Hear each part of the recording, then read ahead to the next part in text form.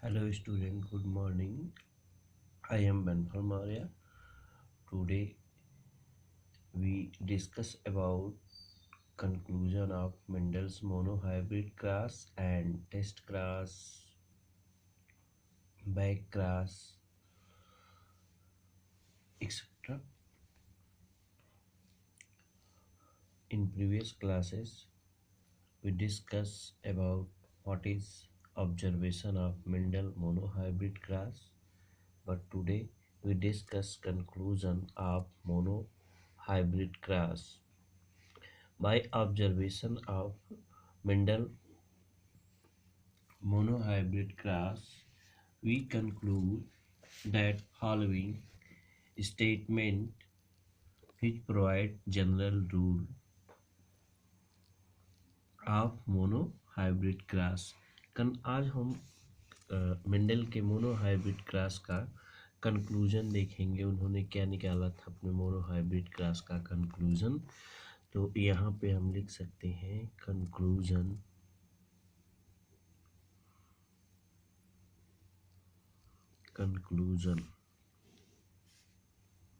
of monohybrid class. Monohybrid class का क्या conclusion होता है? मेंडल ने जब अपने मोनोहाइब्रिड क्लास किए उसके ऑब्जर्वेशन के आधार पे उन्होंने फॉलोइंग निष्कर्ष को निकाले। जो पहला उनमें था कि the character are controlled by discrete unit called factor. कोई भी कैरेक्टर जो कंट्रोल होता है एक डिस्क्रीट यूनिट के द्वारा कंट्रोल होता है और उसी यूनिट को क्या कहा उन्होंने? फैक्टर कहा। Factor occur in pair, factor हमेशा पेयर में उपस्थित होते हैं। और तीसरा जो था in dissimilar pressure, in dissimilar pair of factor one member of pair dominant the other is recessive. तो उन्होंने ये कंक्लूजन निकाला था। पहला उनका था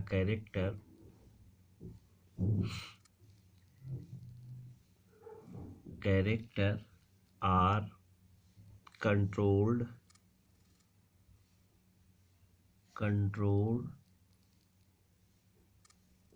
by discrete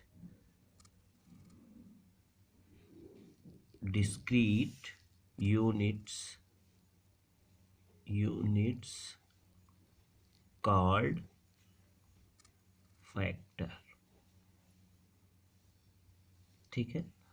उन्होंने क्या कहा कि जो कैरेक्टर होता है कंट्रोल होता है किसी एक डिस्क्रीट यूनिट के द्वारा जिसको हम फैक्टर कहते हैं। Factor occur in pair, factor हमेशा क्या होते हैं? पेयर में होते हैं। तो हम यहाँ लिख सकते हैं factor occur in pair, factor हमेशा पेयर में होते हैं। और जो थर्ड है जिसको कह सकते हैं कि डिसिमिलर पेयर, फैक्टर के जो पेयर हो सकते हैं ये डिसिमिलर भी हो सकते हैं। In a dissimilar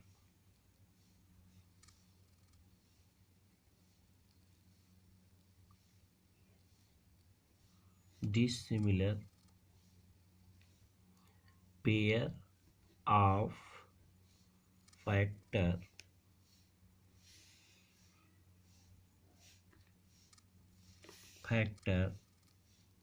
one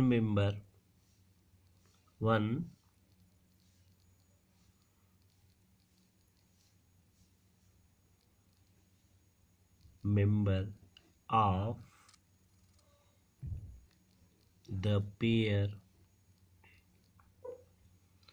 one member of the pair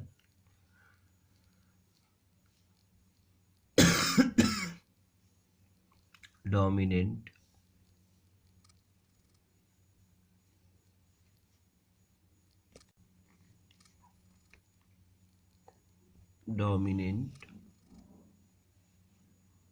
the other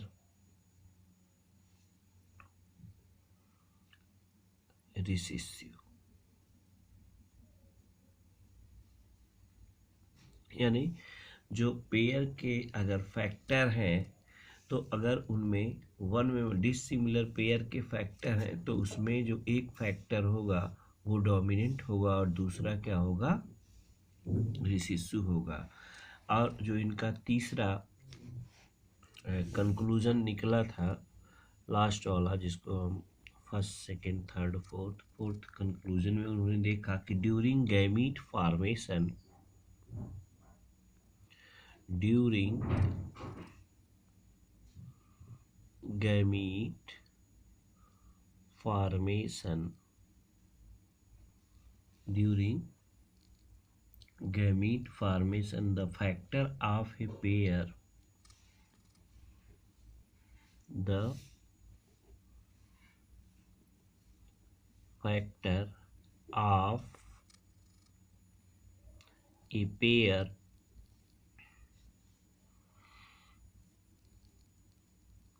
separate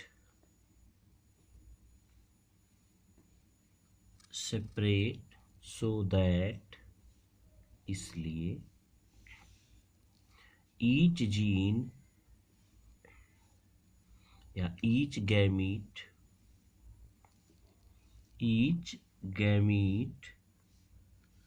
receive only one factor, each gamete receives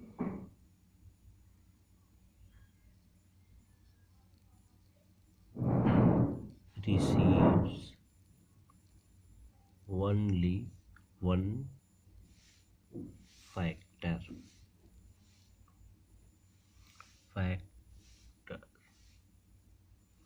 ठीक है, तो यहाँ आप देख सकते हैं ये फोर्थ कंक्लूजन निकले थे मेंडल के। जो पहला कंक्लूजन था character are controlled by a discrete unit, उस डिस्क्रीट यूनिट को फैक्टर कहा गया।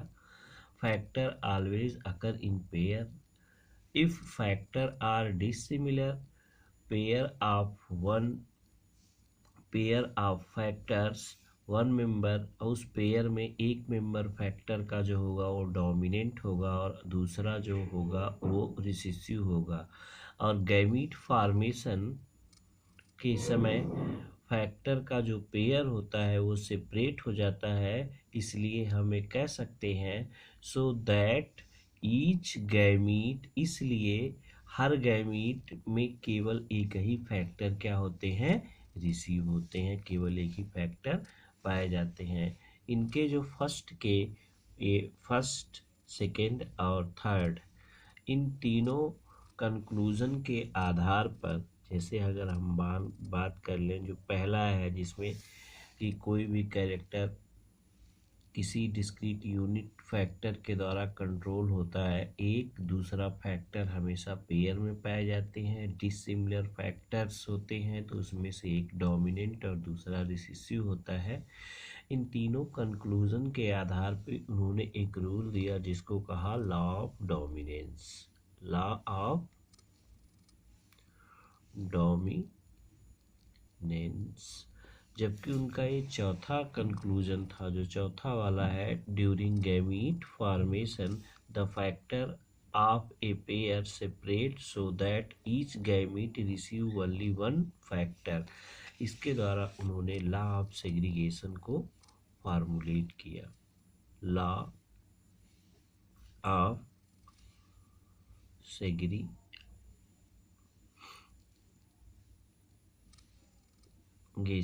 मेंडल का दिया गया। तो I hope you understand what is the conclusion of monohybrid cross of Mendel. So we leads and next topic what is test cross, what is back cross. आज फिर इसके बाद हम टेस्ट क्रॉस और बैक क्रॉस के बारे में आगे पढ़ते हैं। आगे चलिए, बैक क्रॉस, बैक क्रॉस, ठीक है, बैक क्रॉस किसे कहते हैं तो आगे हम जानिए अब, ठीक है, व्हाट इज बैक क्रॉस। तो आगे हम चलते हैं, बैक क्रॉस किसे कहते हैं यहाँ पे देखिए, ठीक है ना। Crossing of F1 hybrid either with its parent is called back cross. यानी बैक क्रॉस किसे कहते हैं? Crossing of F1 hybrid with either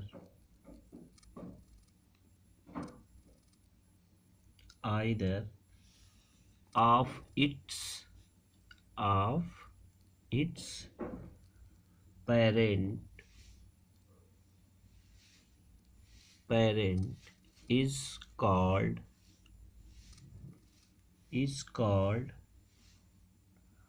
back cross.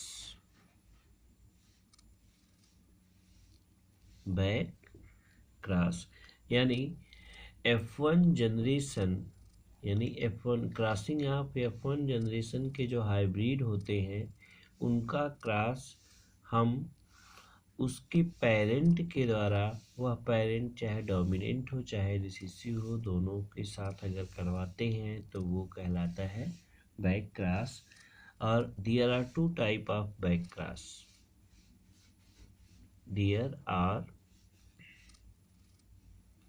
To type of back cross. Back cross जो होते हैं वो दो प्रकार के होते हैं।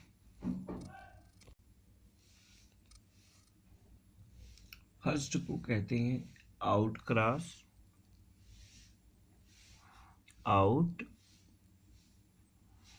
क्रॉस और सेकंड को कहते हैं टेस्ट क्रॉस। सेकंड को हम क्या कहते हैं? Test cross. What do you mean बराबर is equal to out cross का क्या मतलब होता है और टेस्ट क्रॉस का क्या मतलब होता है? तो यहाँ हम कह सकते हैं आउट क्रॉस, ठीक है ना। तो यहाँ हम पहला डालेंगे आउट क्रॉस किसे कहा जाता है?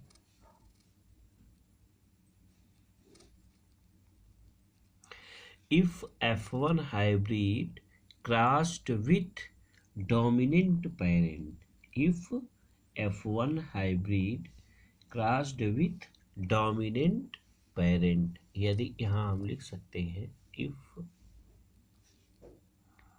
F1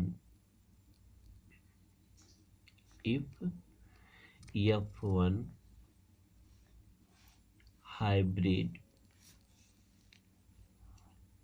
crossed with dominant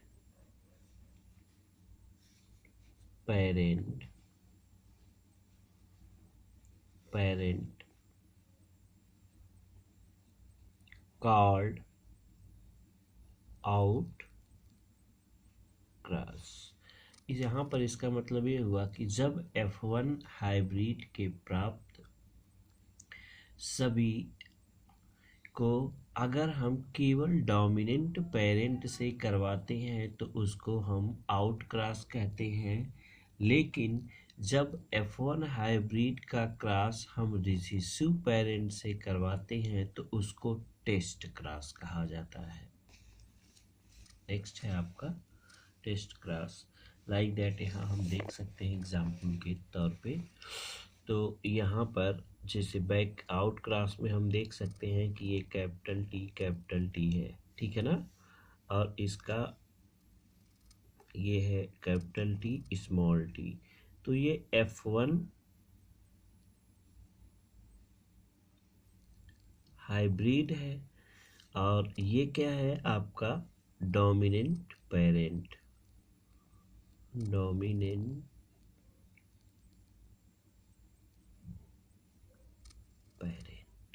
ठीक है। तो ये डोमिनेंट पेरेंट है और ये F1 हाइब्रिड है। इसका जब हम क्रॉस करवाते हैं, ठीक है, तो इनमें जब गैमीट का फॉर्मेशन होता है तो वो capital T capital T capital T और स्मॉल टी, ये हमको 4 गैमीट प्राप्त होते हैं ऐसे। ठीक है। अब इन गैमीट का जब आपस में क्रॉस होता है तो ये इस प्रकार से मिलते हैं।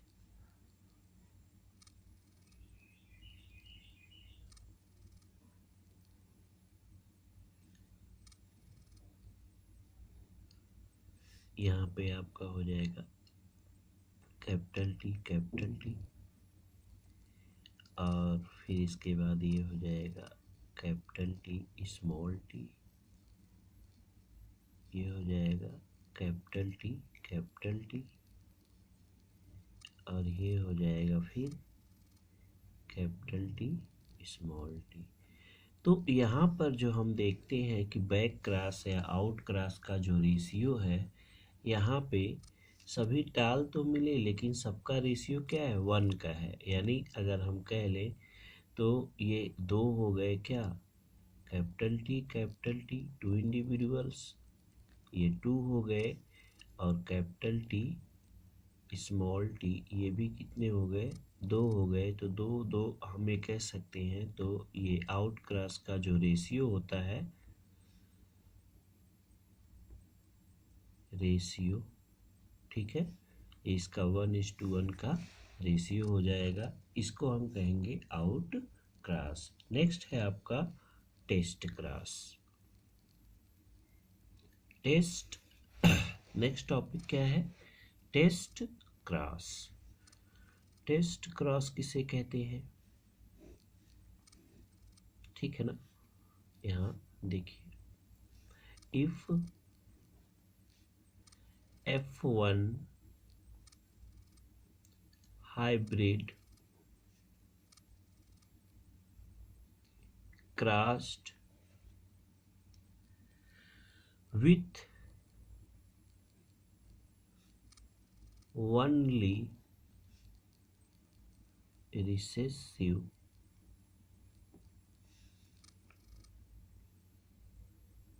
parent, only recessive parent called test cross. ठीक है। तो यहाँ हम कह सकते हैं कि जब F1 हाइब्रिड का क्रॉस केवल रिसेसिव पेरेंट से कराया जाता है तो उसको हम कहते हैं टेस्ट क्रॉस। इवन यहाँ पे हम देख सकते हैं कि यहाँ लिख के दिखा सकते हैं रिसेसिव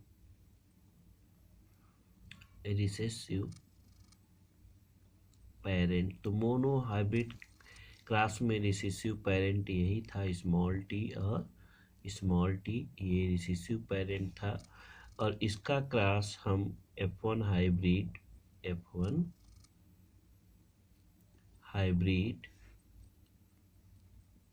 कैपिटल टी और स्मॉल टी से अगर हम करवाते हैं तो यहाँ पे हमको देखने को मिलेगा कि जब ये गैमीट का फॉर्मेशन करते हैं तो यहाँ पे 2 गैमीट इसके द्वारा बनाए जाएंगे ये, और 2 गैमीट इसके द्वारा बनाए जाएंगे, ये है कैपिटल टी और स्मॉल टी। अब जब हम इसका क्रॉस यहाँ करवाते हैं तो यहाँ पे कैपिटल टी और स्मॉल टी, फिर जब हम इसका यहाँ करवाते हैं तो ये हो जाएगा capital T small T. Next है ये होगा आपका कैपिटल टी स्मॉल टी, और ये हो जाएगा स्मॉल टी। ठीक है। तो यहाँ हमको भी यहाँ पर भी जो रेशियो मिला वो क्या था, 1:1 का रेशियो मिला। तो यहाँ पर भी जो रेशियो है यानी 2 इंडिविजुअल्स जो हैं आपको कैपिटल टी स्मॉल टी के मिले, और 2 इंडिविजुअल्स किसके मिले, स्मॉल टी के मिले। तो इसका भी रेशियो 1:2 1 का ही होता है। इसका भी रेशियो क्या होता है, रेशियो 1:1 का ही होता है। तो हमें कह सकते हैं कि if F1 hybrid crossed with only recessive parent called test cross, ये रिसेसिव पेरेंट है आपका और ये F1 हाइब्रिड है, इनका जब हम क्रॉस करवाए तो जो भी हमको मिला, ठीक है ना, वो 1:1 के रेशियो में आया। तो हम यहाँ कह सकते हैं कि the ratio of test cross and back cross is always 1:1, 1:1 का रेशियो होता है, ठीक है। तो I hopes you understand what is test cross, what is back cross and what is the conclusion of Mendel monohybrid class, ठीक है। In next class we discuss about reason of success of Mendel and importance of Mendelism and their exception of monohybrid class. Okay, thank you.